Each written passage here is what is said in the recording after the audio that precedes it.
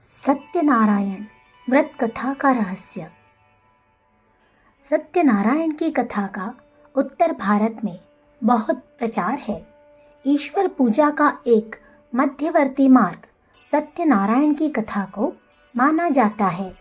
कोई प्रसन्नता की, संतोष की, सफलता की और निवृत्ति की बात होने पर, तीर्थ यात्रा आदि से लौटने पर अथवा स्वाभाविक श्रद्धा से प्रेरित होकर लोग सत्यनारायण की कथा कराते हैं।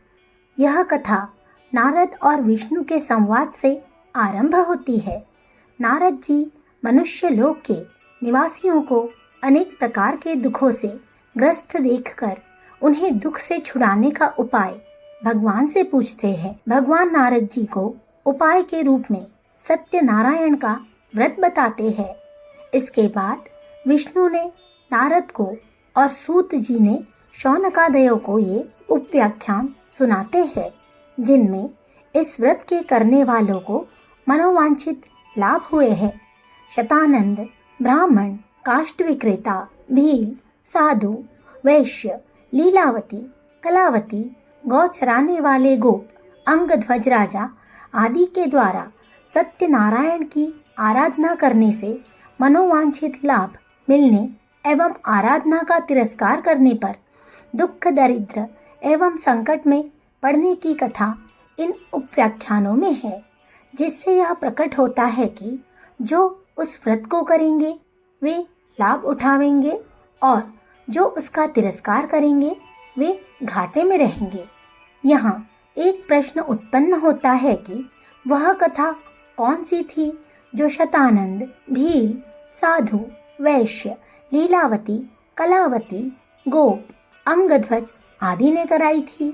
यह प्रश्न उचित भी है, क्योंकि वर्तमान कथा का निर्माण तो तभी हुआ होगा जब उपयुक्त व्यक्ति उसे करा चुके होंगे।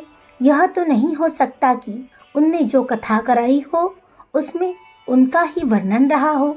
तब उस असली कथा का पता चलना ही चाहिए, जो विष्णु द्वारा नारद को और सूत जी ने शौनकादि को सुनाई थी।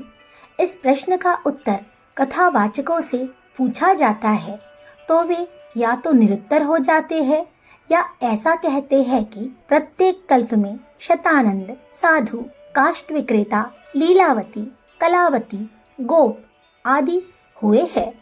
पूर्व कल्प के शतानंद आदि की कथा इस कल्प के शतानंद ने सुनी होगी। ऐसे उत्तरों से भली प्रकार समाधान नहीं होता। तात्विक बात यह है कि विष्णु भगवान ने नारद को और सूत जी ने शौनकादि को सत्य का व्रत लेने की, सच्चाई का जीवन बिताने की शिक्षा दी थी और सत्य को ही सब प्रकार के दुखों का हर्ता बताया था। उनका कथन था कि लोगों के संपूर्ण दुख असत्यमय आचरण के कारण है। बेईमानी, दुराचार, झूठ, छल, दंभ आदि की दुर्भावनाओं से प्रेरित होकर मनुष्य नाना प्रकार के दुष्कर्म करते हैं और उन पापों के फलस्वरूप तरह तरह के रोग, शोक, दुख, दरिद्र, क्लेश, कलह सामने आते हैं। यदि मनुष्य का जीवन सत्ययुक्त, सात्विक, शुद्ध, निर्मल हो तो कोई कारण नहीं कि उसे दुखों की यातना सहनी पड़े। इस ध्रुव तथ्य की शिक्षा देते हुए विष्णु ने नारद को कहा था कि सत्य ही नारायण है। सच्चाई पर उतनी श्रद्धा, आस्था, निष्ठा होनी चाहिए जितनी कि ईश्वर पर होती है। इसलिए सत्य को नारायण कहा गया है और सत्य नारायण का व्रत लेना दुखों का निवारक और सुख समृद्धियों का संवर्धक बताया गया। लीलावती, कलावती आदि की कथाएं सत्य का महत्व बताने के लिए उदाहरण रूप से है।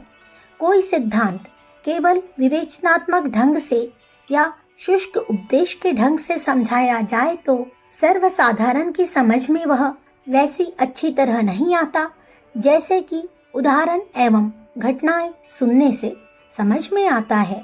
मनुष्य का स्वभाव लोभ और भय से प्रभावित होने का है। वह बहुधा भय से बचने और लोभ को प्राप्त करने के लिए ही अधिकांश कार्य करता है। इस मनोवैज्ञानिक रहस्य को हमारे शास्त्रकार भली प्रकार जानते थे, इसलिए उन्होंने सत्यनारायण का व्रत लेने के साथ साथ उन कथाओं को भी संबद्ध कर दिया जिनके कारण लोगों को इस महा अभियान द्वारा लाभ प्राप्त करने का लोभ पड़े और विमुख रहने पर अनिष्ट होने का भय उपस्थित हो। इन दोनों आधारों के कारण सुनने वाले की रुचि सत्यनारायण की ओर बढ़े।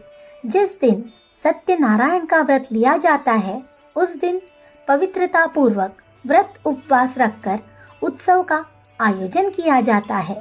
गुरुजन, ब्राह्मण, देवता, भगवान की प्रतिमा, अग्नि, वरुण आदि का आह्वान स्थापना इसलिए किया जाता है कि इन श्रेष्ठ सत्ताओं की उपस्थिति में साक्षी में जो प्रतिज्ञा की जा रही है उसके पालन में अधिक दृढ़ता और लोक लाज रहे, और जब भी व्रत भंग का अवसर आवे यह ध्यान अनायास ही उठ आवे कि जो प्रतिज्ञा की जा रही है उसके पालन में अधिक दृढ़ता और लोक लाज रहे, और जब भी व्रत भंग का अवसर आवे तब यह ध्यान तुरंत ही उठ आवे कि जो प्रतिज्ञा इतने देवताओं और सत्पुरुषों के सामने की गई थी उसे तोड़ना मेरे लिए लज्जा की बात होगी।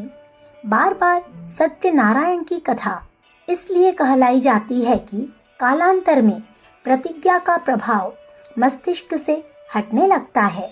लोग पुरानी प्रतिज्ञा को विस्मरण कर देते हैं, इसलिए बार बार वह प्रण करने से मनोभूमि का पुनर्जागरण होता रहता है और चित्त पर हर बार नया संस्कार जम जम कर सत्य पालन की उस विचारधारा को धीरे धीरे अधिक परिपुष्ट करता रहता है। इसलिए जीवन में अनेकों बार जल्दी जल्दी सत्यनारायण के व्रत का उत्सव कराने की परंपरा चली आ रही है। कई आदमी इस वास्तविकता को समझकर ऐसा भय करेंगे कि हमारा जीवन अभी असत्यपूर्ण है और वर्तमान परिस्थितियों में हम पूर्ण तथा सत्यनिष्ठ हो भी नहीं सकते। ऐसी दशा में सत्यनारायण का उत्सव कराना या कथा कहलाना निरर्थक होगा। ऐसा शंका करने वाले सज्जनों को समझना चाहिए कि पतनोन्मुख प्रवृत्तियों को रोकने के लिए व्रत ही एकमात्र उपाय है। नीचे की ओर तेजी से बहते हुए पानी के आगे अगर बांध खड़ा न किया जाए तो पानी किस प्रकार रुक सकेगा। बांध कई बार टूट भी जाता है, उस टूटे फूटे की दुरुस्ती बराबर की जाती रहती है और पानी थोड़ा बहुत बाहर भी जाए तो भी अधिकांश तो रुका ही रहता है। इसी प्रकार व्रत न लेने वाले की अपेक्षा व्रत लेने वाला अपेक्षाकृत सत्य का पालन अधिक ही कर लेता है, और जितना कुछ भी सत्य के समीप रहता है उतना तो पुण्य फल के द्वारा मिलने वाले आनंदों को प्राप्त कर ही लेता है। इस प्रकार यदि कभी व्रत भंग भी होते रहे तो भी व्रतहीनों की अपेक्षा तो उत्तमता ही रहती है। सत्य का व्रत लेने की आवश्यकता ही इसलिए है कि हमारा आज का जीवन अधिकांश में असत्यग्रस्त है। असत्य एक रोग है, व्रत एक दवा है। व्रत रूपी औषधि सेवन करते रहने से धीरे धीरे सत्य रूपी निरोगता प्राप्त होती है।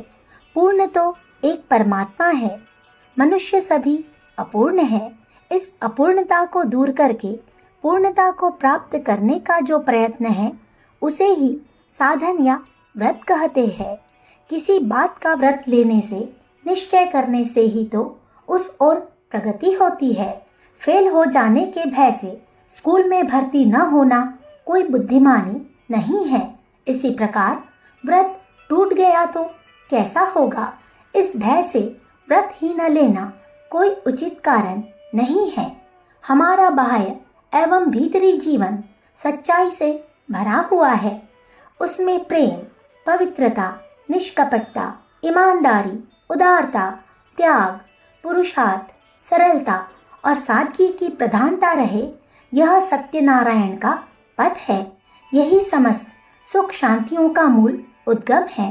इस पथ पर चलने का संकल्प करने का ही दूसरा नाम सत्यनारायण व्रत है। यह व्रत धार्मिक परंपराओं के अनुसार जब किया जाता है तो और भी उत्तम होता है। सत्यनारायण व्रत कथा का यही रहस्य है। अखंड ज्योति, मार्च सन 1950, पृष्ठ संख्या 11, 12, 13। हमारे YouTube चैनल विचार क्रांति दूत अखंड ज्योति पत्रिका को सब्सक्राइब करें एवं अगली वीडियोस प्राप्त करने के लिए बेल आइकन दबाएं। धन्यवाद।